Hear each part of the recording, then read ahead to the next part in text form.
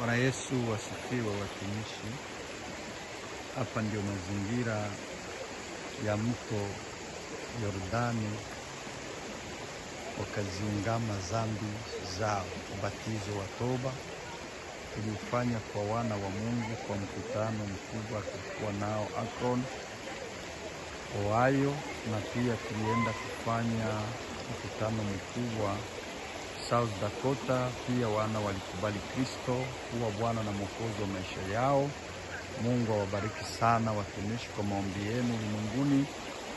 Asante sana na libariki jina la Bwana wetu Yesu Kristo. Neema ya Bwana wetu Yesu Kristo iwe nao mahali popote walipo wana wa Mungu wanaokubali Kristo kuwa Bwana na Mwokozi wa maisha yao. Mungu apate kuwalinda na alinde nchi zote ulimwenguni chini ya uongozi wa damu ya Bwana wetu Yesu Kristo.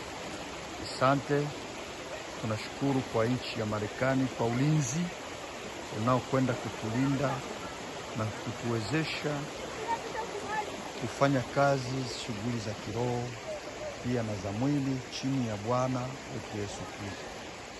Asante. Amen. Pastor Alex.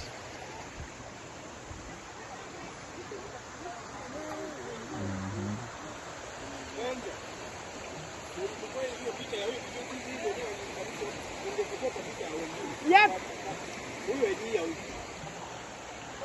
Ile saa alizamishwa hivi sasa kuchukua.